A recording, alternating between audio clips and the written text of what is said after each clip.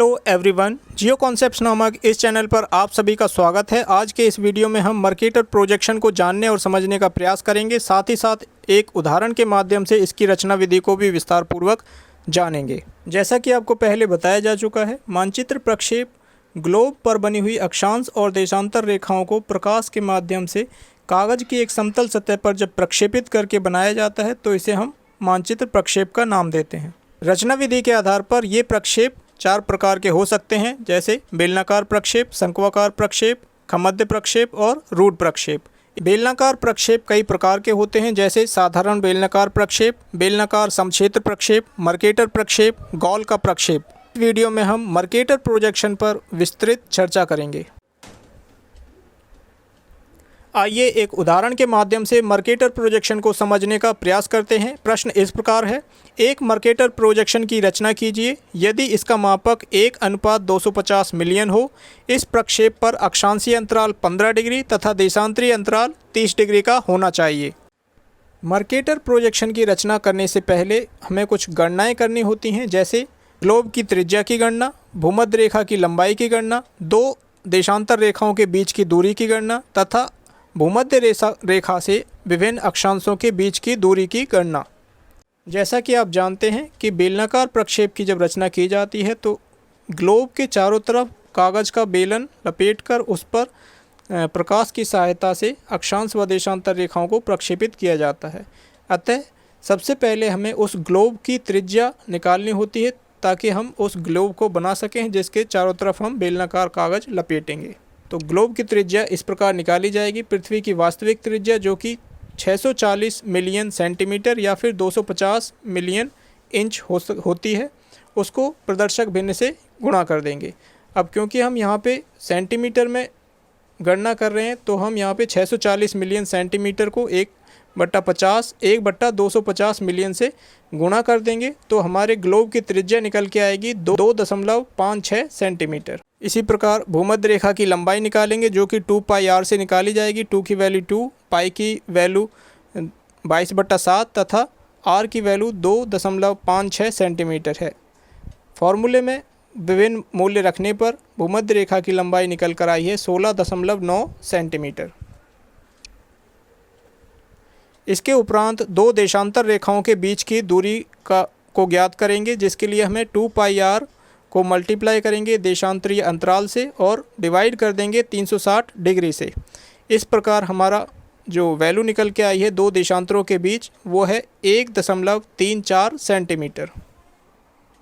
इसके उपरांत हम अक्षांश रेखाओं की भूमध्य रेखा से दूरी को ज्ञात करेंगे, जिसके लिए एक टेबल दी जाती है जिसमें विभिन्न अक्षांशों के कुछ स्थिर मान होते हैं, जिससे हम उस प्रक्षेप की या ग्लोब की त्रिज्या को मल्टीप्लाई करते हैं और उसके उपरांत हमें किसी विशेष अक्षांश की दूरी भूमध्य रेखा से कितनी होगी इसका पता चल जाता है। ये टेबल आपको स्क्रीन पर दिखाई गई है और हमें यहाँ पे 15 डिग्री के अंतराल पर अक्षांशों को दिखाना है। अतः भूमध्य रेखा से 15 डिग्री, 30 डिग्री, 45 डिग्री, 60 डिग्री और 75 डिग्री के जो अंश के मान हैं वो हम वैल्यू लिख लेंगे और उनको पृथ्वी की ग्लोब की त्रिज्या से गुणा कर देंगे।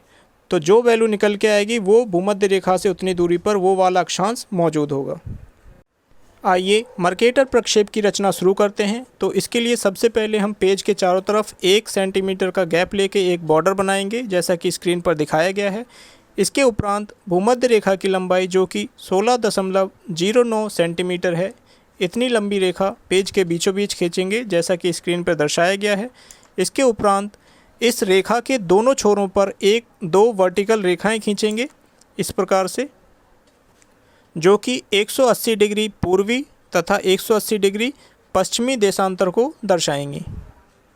अब हम इन 180 डिग्री पश्चिमी व पूर्वी देशांतर रेखाओं पर अक्षांश रेखाओं की स्थिति को दर्ज करेंगे। हमने जो अक्षांश रेखाओं की भूमध्य रेखा से दूरी ज्ञात की थी उसको टेबल को सामने रखेंगे, जैसा कि आपको स्क्रीन पर दिखाया गया है। अब 15 डिग्री का जो अक्षांश है उसकी भूमध्य रेखा से दूरी 0.678 सेंटीमीटर है। तो इतनी दूरी का प्रकार खोलकर आप भूमध्य रेखा से 180 डिग्री पश्चिमी देशांतर पर निशान लगाएंगे और ऐसा निशान दोनों ओर लगाएंगे भूमध्य रेखा के।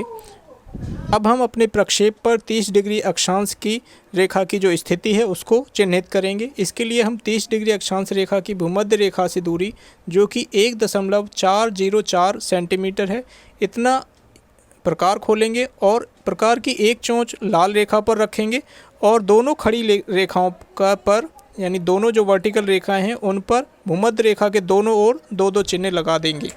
इसका तात्पर्य ये हुआ कि जो 30 डिग्री का जो अक्षांश रेखा बनेगी उसकी दूरी भूमध्य रेखा से 1.404 सेंटीमीटर पर होगी, दोनों ओर, उत्तरी गोलार्ध में भी और दक्षिणी गोलार्ध में भी। इसी प्रकार से हम अपने प्रक्षेप पर विभिन्न अक्षांश रेखाओं की दूरी भूमध्य रेखा से जितनी भी टेबल में दी गई है उसके अनुसार उसको चिन्हित करेंगे। इस प्रकार भूमध्य रेखा के दोनों ओर समान दूरी पर स्थित चिन्हों को एक सीधी रेखा के द्वारा जोड़ देंगे और ये सरल रेखाएं हमारे प्रक्षेप पर अक्षांशों को दर्शाएंगी। अब हमें अपने प्रक्षेप पर देशांतरों को दर्शाना है, तो 180 डिग्री पश्चिमी देशांतर से 180 डिग्री पूर्वी देशांतर के बीच के 360 डिग्री की दूरी को 30-30 डिग्री के अंतराल पर हमें 12 बराबर भागों में विभाजित करना है। अतः हमें भूमध्य रेखा की दूरी को 12 बराबर भागों में बांटना है। इसके लिए दो तरीके हो सकते हैं, या तो आप सेट स्क्वायर की सहायता से इसको 12 बराबर भागों में विभाजित कर लें, या फिर हमने शुरुआत में दो देशांतर रेखाओं के बीच की दूरी की जो गणना की थी वहाँ से हम दूरी को लेके इनको इस भूमध्य रेखा को 12 बराबर भागों में बांट सकते हैं।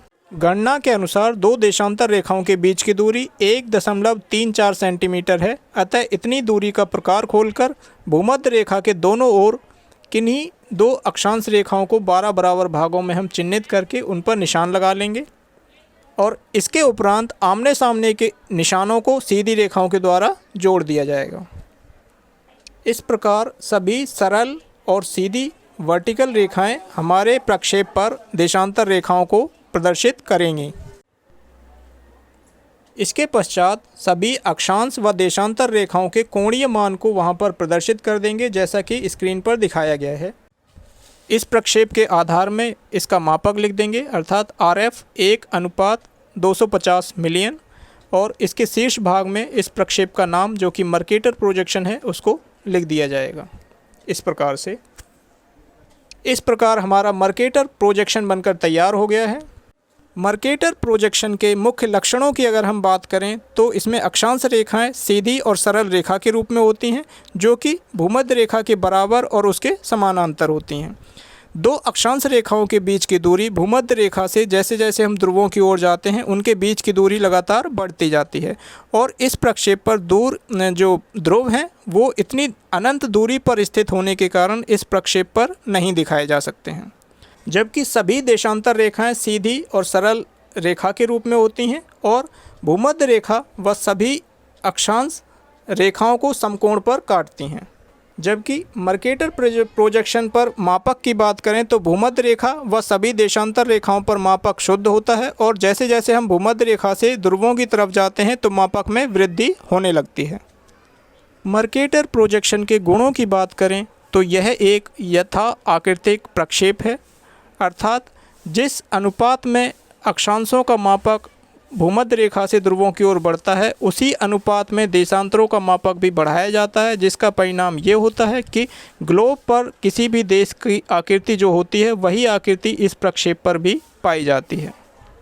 मर्केटर प्रोजेक्शन का दूसरा महत्वपूर्ण गुण है शुद्ध दिशा। इस प्रक्षेप पर किसी भी दो स्थानों के बीच खींची गई सीधी रेखा सभी देशांतरों को एक समान कोण पर काटती है और इसकी दिशा ग्लोब के अनुसार शुद्ध होती है। अतः मर्केटर प्रक्षेप पर किन्हीं भी दो स्थानों को मिलाने वाली सीधी सरल रेखा को एक दिश नौपथ या फिर रंब लाइन या फिर लग्जोड्रम लाइन के नाम से जाना जाता है। मर्केटर प्रोजेक्शन का मुख्य दोष ये है कि भूमध्य रेखा से जैसे जैसे हम ध्रुवों की तरफ जाते हैं दो अक्षांश रेखाओं के बीच की दूरी बढ़ती जाती है, अर्थात मापक में वृद्धि होती जाती है और ध्रुव अनंत दूरी पर स्थित होने के कारण इन प्रक्षेप पर नहीं दिखाए जा सकते हैं। भूमध्य रेखा से ध्रुवों की तरफ जाते हैं तो अक्षांशों का मापक बहुत तेज़ी के साथ बढ़ता है, उसी अनुपात में हम देशांतरों का अनुपात बढ़ाकर इस प्रक्षेप की रचना करते हैं, जिसके परिणाम स्वरूप उच्च अक्षांशों में स्थित देशों का आकृति तो सेम रहती है, शुद्ध रहती है, लेकिन उनका आकार बहुत अधिक बढ़ जाता है। यही कारण है कि ग्रीनलैंड, जो कि अफ्रीका से लगभग 15 गुना छोटा होने के बावजूद, ग्रीनलैंड और अफ्रीका इस प्रक्षेप में एक समान दिखाई देते हैं। मर्केटर प्रोजेक्शन का उपयोग मुख्य रूप से शुद्ध दिशा होने के कारण नौ संचालन के क्षेत्र में सड़क, रेलमार्ग व महासागरीय धाराओं को प्रदर्शित करने के लिए विशेष रूप से इनका उपयोग किया